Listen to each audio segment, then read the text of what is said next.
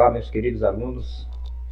Vamos começar mais uma aula de História da Arte aqui com vocês, aqui nesse nosso ambiente virtual de aprendizagem. Então, vamos começar hoje o romantismo, ok? Estaremos vendo esta fase, o romantismo. O romantismo, ele vem como contrário ao neoclássico. O romantismo vem de uma forma contrária ao movimento neoclássico. Lembra? O neoclássico, que nós vimos na aula passada, o neoclássico ele traz a volta, o retorno aos moldes renascentistas, o retorno às artes, aos moldes greco-romano. Então, o neoclássico ele se verifica como a mesma forma que chamamos também, além de neoclassicismo, o academicismo. Porque no neoclássico surge, a gente falou na aula passada, no neoclássico surge as academias de belas artes, onde quem vai dominar principalmente essas academias de belas artes é o famoso Salão de Paris, é a famosa Academia de Belas Artes de Paris, onde Napoleão, fundada por Napoleão Bonaparte, Então, o romantismo ele surge como uma forma de arte para ir de forma contrária a essas regras, essas regras do neoclássico. Nós verificamos que no neoclássico só seria artista, só seria considerado obra de arte se aqueles que evidenciassem, que fizessem arte, fizessem e a fizessem nos moldes, no tecnicismo, com a técnica dos grandes mestres do Renascimento, nos moldes renascentistas. E a gente viu que o neoclássico ele foi cheio de regras, cheio de ideologias, cheio muitas regras mesmo o neoclássico. O romantismo ele surge, como já falamos, contrário a esse engessamento que o neoclássico fez à arte. Mas nem tanto, nem tanto. Enquanto o neoclássico ele almejava, ele se verificava em suprir a tendência racionalista, a tendência do racional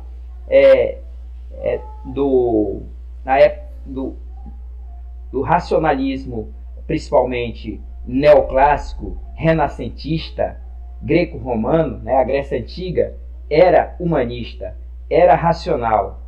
Então, o que a gente verifica é o seguinte: o romantismo, enquanto o neoclássico ele se amparava nas tendências de ideologia da Revolução Francesa, das ideologias tomadas principalmente pelo despotismo dos reis absolutistas, do absolutismo, que trouxeram, que foi evidenciada principalmente pelo iluminismo, isso, o neoclássico, pelo iluminismo, pelo pensamento iluminista.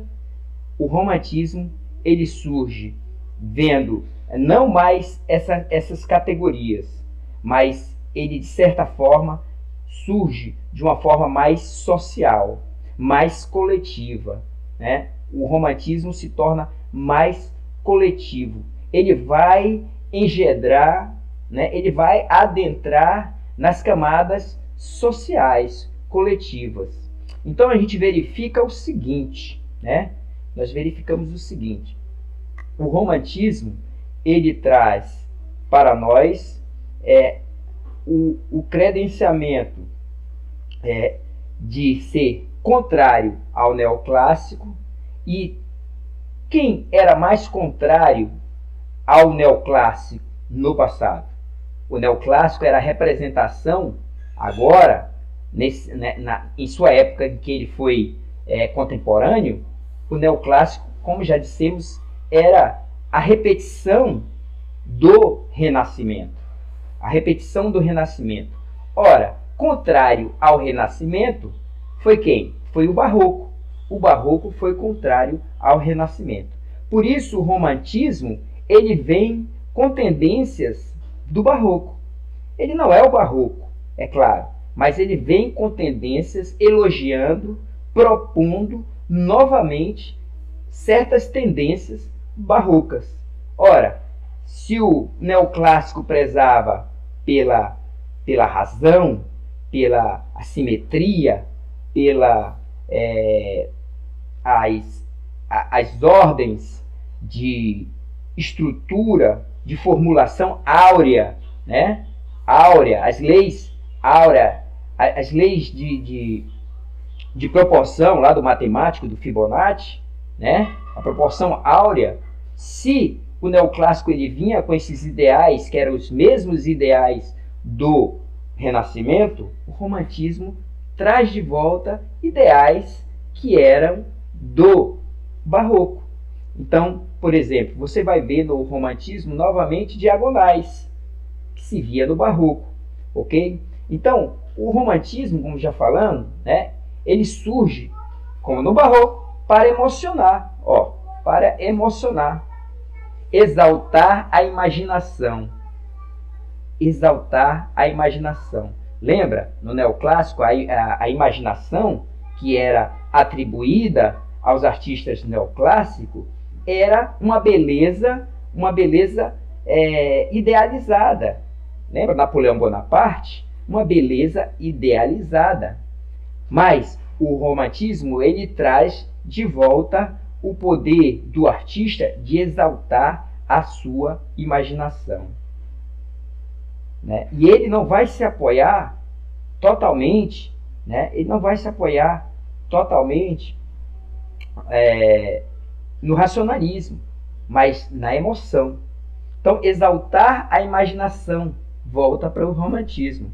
Exagerar, né? Você lembra? O neoclássico era tudo ponderado, era tudo simetricamente bem feito, era tudo de forma que as cores tinham que ser unânimes, as cores tinham que ser depuradas, as cores não podia haver marca de pincéis.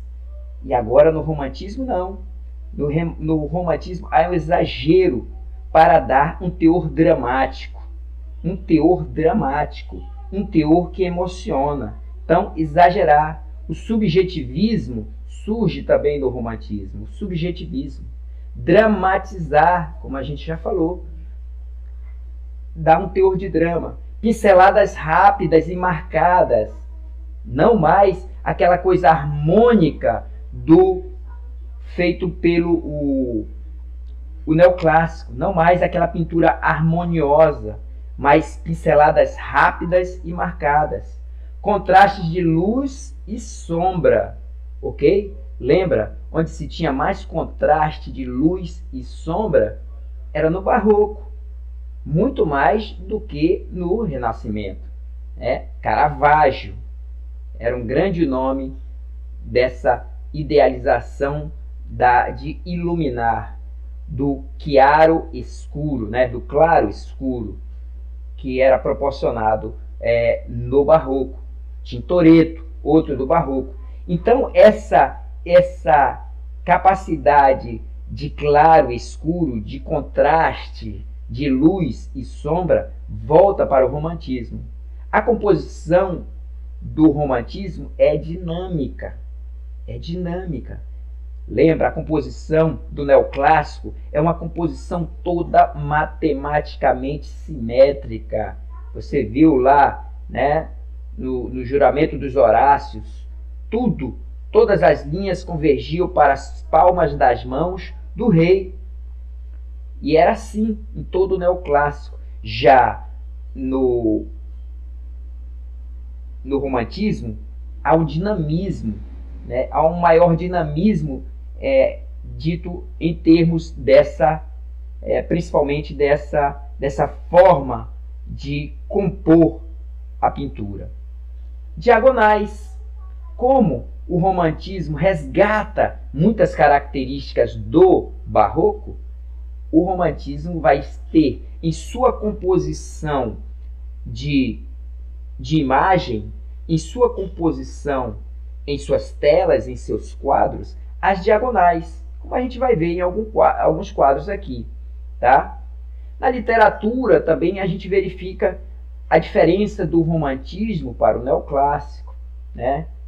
Eu coloquei aí o movimento alemão, tempestade e drama, né? Então, no romantismo tem essa coisa de drama, de dramatizar. Então, Turner, a gente vai ver certos autores que eles vão se utilizar muito, principalmente de esfumaçar, de fumaça, de chuva, né, para dar essa característica dramática. Também na literatura, o romantismo vem nos trazer pessoas, né, como na Inglaterra, Lord Byron, né, a questão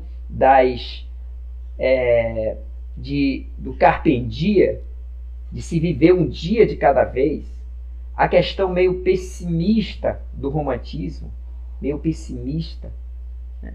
A condição também do romantismo de seus heróis, de fabricar os seus heróis, heróis nativistas, heróis do seu local, mas não aqueles heróis como os heróis do Renascimento, não aqueles heróis como os heróis greco-romanos, não aqueles heróis como os heróis do neoclássico, mas heróis mais voltados para o social, para a coletividade.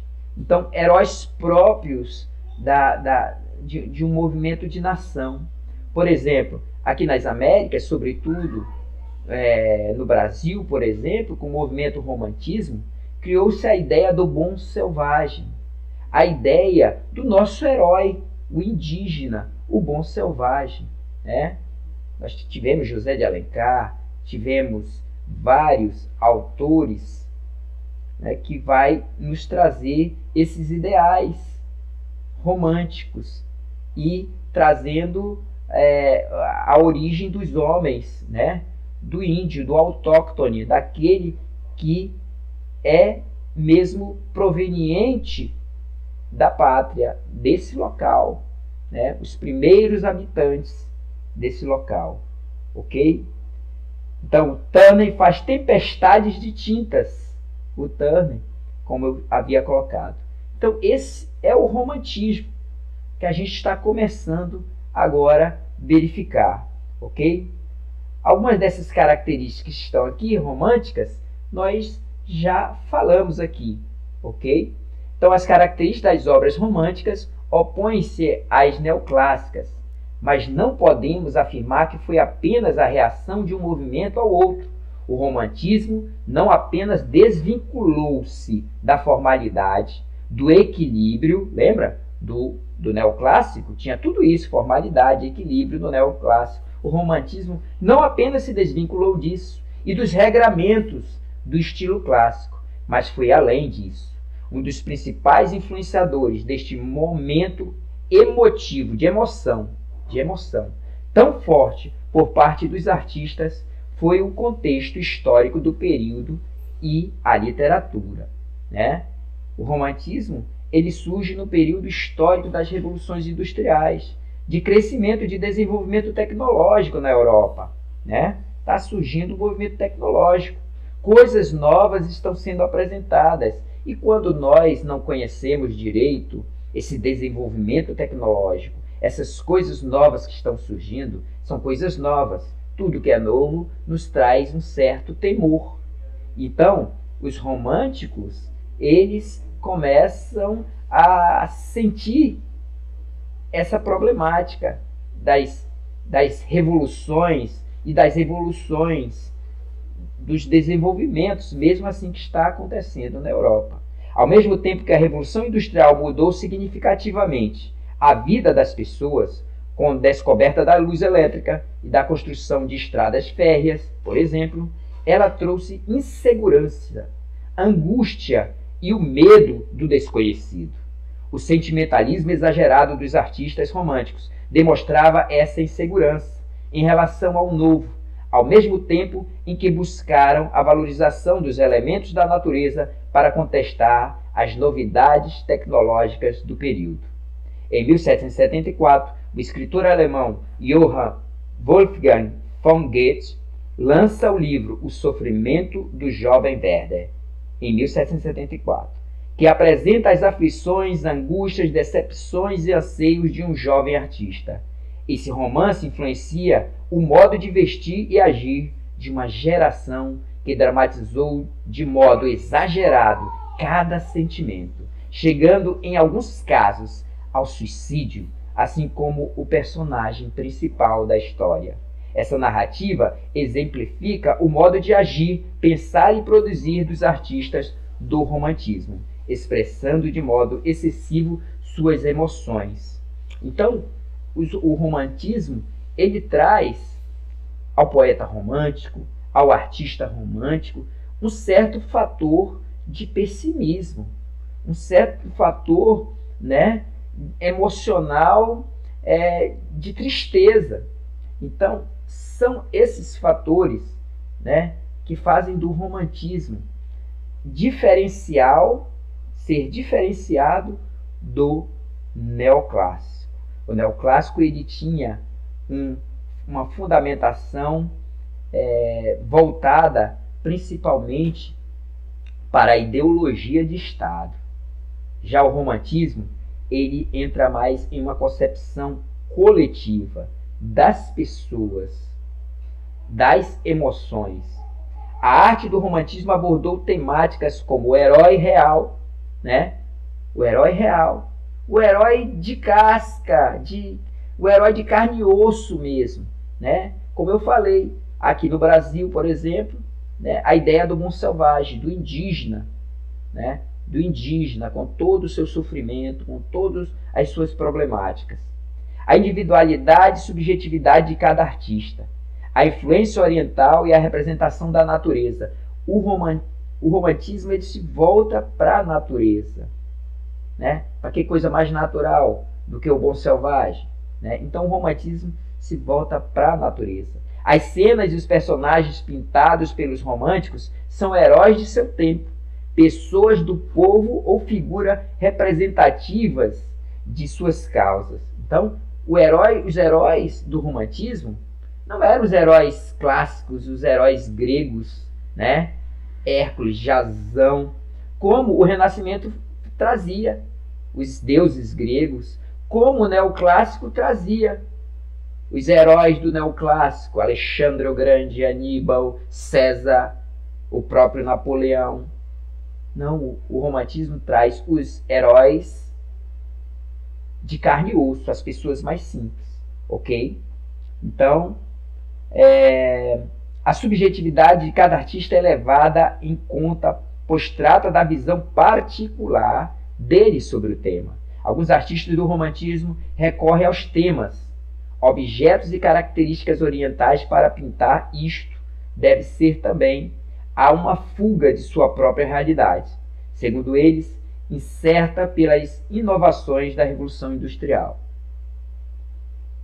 Focos do romantismo, pois lhes garantem a exaltação de algo conhecido, né? Respeitado e admirados por eles. A natureza, né? A natureza, como já falamos. As descobertas e inovações industriais ainda eram incertas e assustadoras para a maioria das pessoas neste momento, ok? Então, um dos artistas do romantismo mais atuantes é o próprio Eugène Delacroix, né? Eugène Delacroix, francês. Ele era apaixonado por Rubens, o grande pintor, né, pintor flamengo, pintor holandês, né, Rubens, que era do Barroco. Lembra? Rubens do Barroco, o Rubens do Barroco, como nós vimos em aulas anteriores, o Rubens, ele era adepto de um Barroco em que a movimentação, em que seus quadros havia muita agitação.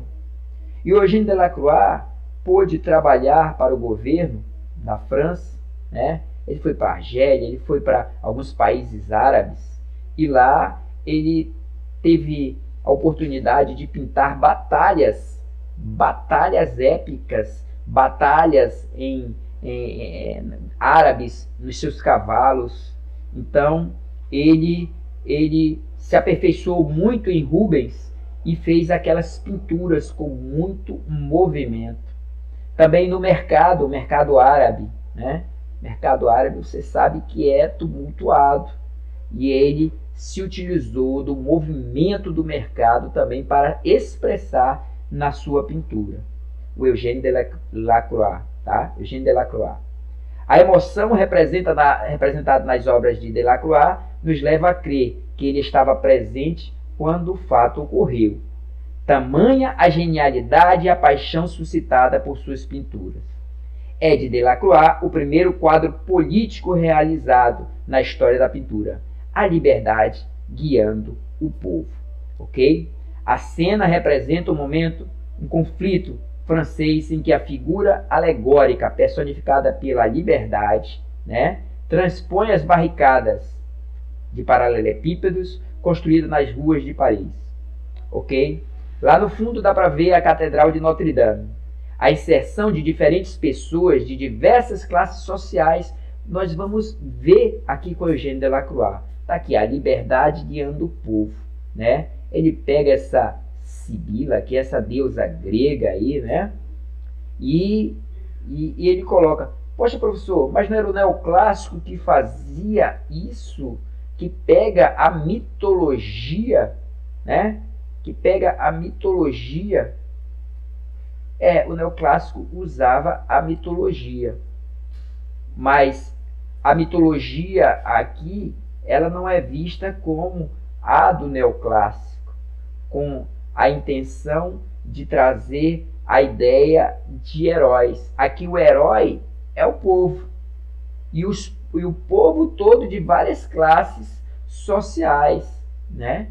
Esse quadro aqui é de 1830, então está em cima das revoluções que vieram depois da Revolução Francesa, né?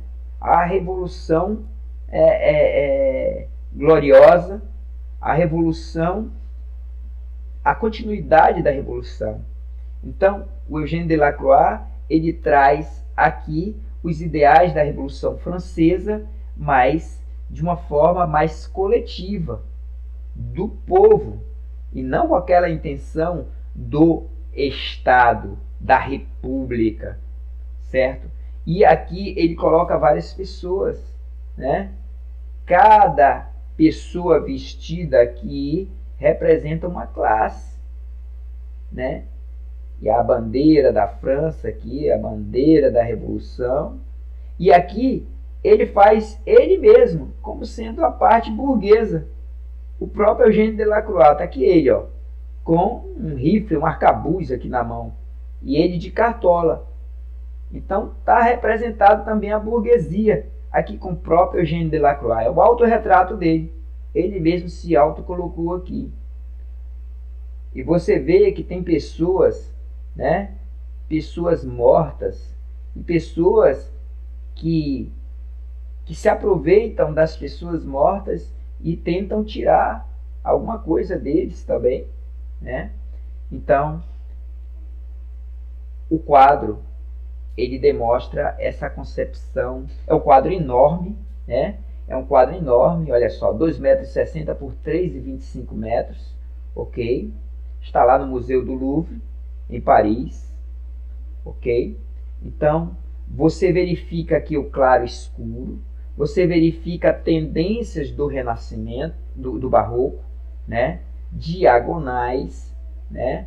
Diagonais, tá? Olha aqui a diagonal aqui, que poderia ser uma diagonal do braço dela aqui também, ó, ao braço do outro, tá? Então, diagonais como no Barroco, o claro e escuro como no Barroco, e as tendências de muita movimentação, como eu disse, do Rubens, que o Eugène Delacroix adorava. Tanto Géricault quanto Delacroix não abandonaram completamente as técnicas do passado. Eles se aproveitaram delas. Como organizar em triângulo as composições ou utilizar-se da luz para criar maior dramaticidade na cena. E ainda que ambos utilizem a mesma técnica de composição, o primeiro, Géricault, o primeiro direciona nosso olhar para dentro da pintura. Lá na apostila você vai ver o Géricault, Eu não mencionei ele aqui, não coloquei, mas você pode ver na apostila, Apostila que vocês têm aí agora, ok? Focando no horizonte, enquanto a obra de Delacroix traz as figuras para frente. Nesta pintura, a liberdade as convida a marcharem para além das barricadas, dando a impressão de que estão prestes a saírem da pintura, ok? Então, outro grande nome da pintura romântica, e esse aí ultrapassou a dramaticidade, foi além da dramaticidade. A dramaticidade dele chegou até a ser tipo alucinante. Foi o Francisco de Goya, Francisco José de Goya e Luciente, 1746-1828. O Goya, Ao mesmo tempo em que Goya foi pintor oficial da corte de Carlos IV, no século XVIII, ele retratou cenas do terror do povo espanhol e principalmente seus próprios fantasmas e horrores. Goya foi privado de audição. Teve uma época que o Goya ele ficou surdo, E ele era muito querido pela corte do Luís IV, do Carlos IV. E mesmo quando a França adentra no bloqueio continental e invade a Espanha, muitos espanhóis morreram, mas Goya foi poupado, O irmão de Napoleão é que ficou governando, é que ficou sendo rei, Um rei ditador, um rei à força na Espanha, enquanto o povo espanhol jazia, era morto, era assassinado pelas forças francesas. Aí, olha, ele perdeu a audição dele em 1793. Aqui está 1973. Isso não é verdade, tá? Isso foi erro de digitação, tá? Então, 1793. Ok, 1793 pode ser, mas no século XX não, E talvez este seja um dos motivos pelo qual rompe com qualquer barreira do pitoresco, do grotesco e da excentricidade em seus trabalhos, o Goya. As ideias iluministas e revolucionárias demoraram um tempo para chegar na Espanha, e quando chegam, Goya posiciona-se ao lado da nação espanhola contra os franceses. Como dissemos no início, o romantismo ele vai mais pelo coletivo, pelo social, do que o neoclássico, que ia mais pelo governante, ia mais pelo poder, ia mais pela república, pelo Estado, O romantismo ele é mais social, é mais coletivo, vai analisar a dramaticidade e a tristeza das classes menos abastadas. As ideias iluministas e revolucionárias demoraram tempo, Goya posiciona-se ao lado da nação espanhola contra os franceses. Goya retrata diversos momentos desta revolução, como a pintura Os Fuzilamentos, do dia 3 de maio de 1808. Esta obra é uma representação expressiva de revolucionários espanhóis sendo fuzilados pelos soldados franceses, Vamos lá ver logo a obra, tá? Então aí, nós temos Francisco de Goya, Os Fuzilamentos, do dia 3 de maio de 1808. Isso é na Espanha. Isso é depois que o irmão de Napoleão, invade. Napoleão é invadido pelo bloqueio continental. Lembra Em 1808, o que acontece também? A família real portuguesa, Dom João VI, vem para o Brasil, fugindo também de Napoleão. Nessa mesma época aí, vem para o Brasil fugindo de Napoleão. Napoleão impetrou o bloqueio continental, né? Napoleão dizia, ora, se você não for do meu lado, né, e do lado da Inglaterra, então eu vou aí, vou invadir. Foi o que aconteceu com Portugal e foi o que aconteceu com a Espanha, né? Foi o que aconteceu com a Espanha. Interessante é que a Espanha não era tão essa inimiga da França, não. Pelo contrário, a Espanha sempre ficou mais ligada à França e Portugal mais ligado à Inglaterra. Mas, enfim, houve bloqueio continental. A França invadiu a Espanha, mas Goya foi poupado, apesar de ele relutar, de ele ser contrário ao governo francês, né? Então, ele narra aqui exatamente, veja, os soldados franceses, o rosto deles não aparece, né? Por quê? Porque o rosto do carrasco, né, e eles são os carrascos aqui, o rosto do carrasco sempre está com a máscara, sempre está com um capuz, por isso o rosto, eles são os carrascos. Essas são as pessoas, são trabalhadores. Esse de branco aqui, veja que a luz e o foco está nesse de branco, que abre os braços. Ele abre os braços como Jesus Cristo, pronto para ser sacrificado. Este homem morto significa, e esses outros, que a morte é iminente. Ou seja, se esses já foram trucidados, se esses já foram almejados, estes aqui também não podem esperar muita coisa, né? Temos até um frade aqui também, um do clero, e não tem perdão. Eles também, né? Este aqui representando o sacrifício, né, de Cristo. Um homem simples de braços abertos, como Jesus Cristo. Veja as diagonais, né? As diagonais. Lá atrás a cidade dorme, enquanto os franceses destroem. Seus últimos anos de Goya, de vida, foram na Quinta del Sordo, onde entre 1820 e 1824 realiza as pinturas negras, né? Ele já estava surdo, estava problemático, nas paredes de sua casa. Entre elas está Saturno devorando um filho, onde retrata de modo expressivo a cena de canibalismo pertencente à mitologia, né, grega. Ao devorar os filhos, Saturno acreditava que estaria evitando a profecia que afirmava que um de seus filhos o destronaria. Esta é a fase das obras mais grotescas e sombrias do artista que vivia no silêncio, né? Então, nós vamos ver aqui o Saturno. Olha só, olha as pinturas negras de Goya.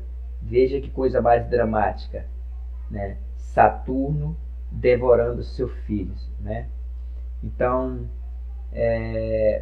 nós vemos aqui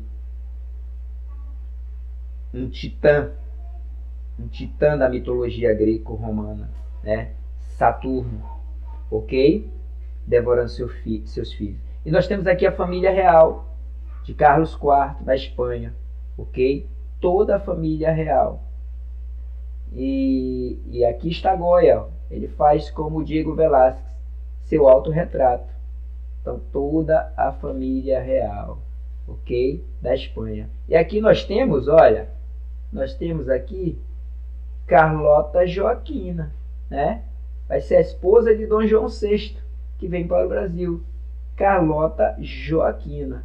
O Goya também tinha, você verifica aqui, olha, toda a família real representada, mas essa jovem aqui, eu não sei por que ela foi retratada, não aparece o rosto dela. Isso deve ser porque ela não faz parte da família real, ok? Então, olha só, as suas roupas, as roupas belíssimas, né? Colocar sua pompa. Esse é o Duque de Alba e essa é a Duquesa de Alba. Goya era apaixonado, né, pela Duquesa de Alba. Mas aí ele tinha um problema muito grande, porque o Duque de Alba protegia ele de tudo, gostava muito dele. Aí fica difícil, né?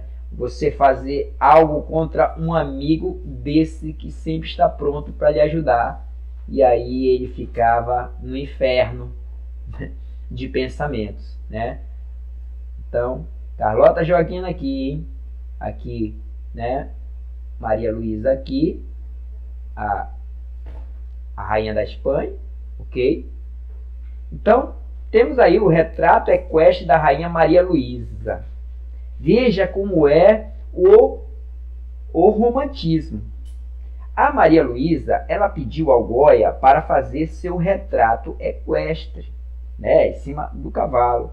Então, é claro, não dá para fazer um retrato a pessoa em cima mesmo de um cavalo, né, porque o cavalo vai se mexer, o cavalo vai se cansar. Então, ela tinha que ficar parada. Então, fizeram, é lógico, um cavalo de madeira. E ela ficava lá pousando para Goya pintá-la. E nessas pinturas, a rainha, no caso, a pessoa que estava sendo pintada, só poderia ver a pintura, é lógico, no final, quando ela estivesse pronta.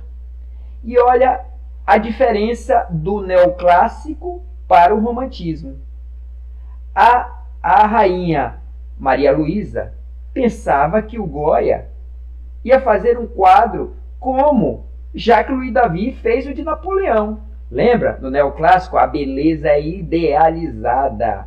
Ela não é real, mas Goya é romântico. Goya é do romantismo. Goya não trabalha com a beleza idealizada. E o Goya pintou a rainha Maria Luísa exatamente como ela era. O mais próximo da natureza, do natural, do naturalismo que ele podia fazer. E aí, quando ele tirou o lençol, né? Quando ele tira o lençol para ela ver, chegou a rainha, sentou no trono, chegou o rei, sentou no trono, né? Carlos IV. E quando ele tira, olha que tamanho do quadro. Ela olhou, ela que já deveria ter uns 70 e poucos anos, seria impossível, a não ser que Goya fizesse a leitura da imagem dela idealizada com Photoshop do neoclássico, como fez Jacques-Louis David com Napoleão Bonaparte. Mas ele não era Jacques-Louis David, então ele fez ela exatamente como era. Quando ela viu, ela, né, de idade avançada e do mesmo jeito, cheio de rugas, como ela era de verdade, ela levantou-se do trono com raiva e saiu. E o rei foi atrás. E o Goya ficou assim, ó, preocupado. E o Goya perguntou, né? Perguntou, né, a um padre que estava com ele, né? Um padre que era chefe da Inquisição, né? Um padre inquisidor. Perguntou do padre e disse: Padre, ela não gostou do quadro? Não parece com ela? O padre disse: Fique calmo, Goya. O problema é esse. Está muito parecido com ela. Está muito igual a ela. Ela esperava que você fizesse o Photoshop. Não é isso? Mas enfim. E aí, né? Nós temos aí aqui pintado pelo Goya o Duque de Alba, né? Em 1795, olha. Era o protetor do Goya, mas o Goya gostava da Duquesa de Alba. Olha a Duquesa de Alba aqui. E olha, não tem algo parecido aqui? Né, a cadelinha aqui e a Duquesa aqui, ó, estão muito parecidos. Parece que são as mesmas, né? Mas o Goya não tinha como fazer com que esse amor desse certo. Ainda mais com um amigo tão real, né? Um amigo tão propenso a ajudá-lo o tempo todo. O Duque de Alba, ok? E nós temos o filme, você pode assistir em casa, né? Sombras de Goya, que você vai ver tudo isso que a gente falou aqui um pouquinho mais, né? Com a Natalie Portman, né? E o Javier Bardem. Aí, Sombras de Goya. Ok, pessoal? E aí, com Sombras de Goya, nós terminamos aqui essa explanação do romantismo. Espero que você tenha gostado, espero que você possa verificar também na apostila, né? Na apostila, nos PDFs, ler um pouquinho mais, né? E ler a apostila e os PDFs, e você estará pronto, juntamente com o neoclassicismo, para nós podermos fazer nossa AP, ok? Então, muito bem, agradeço a todos os meus alunos, nós aqui do Colégio Militar de Manaus, ok? Agradecemos a todos vocês e até mais, até um outro dia com mais uma aula de História de Arte, tá? O professor Xavier se despede, né? E a Ney Xavier, e muito obrigado a todos.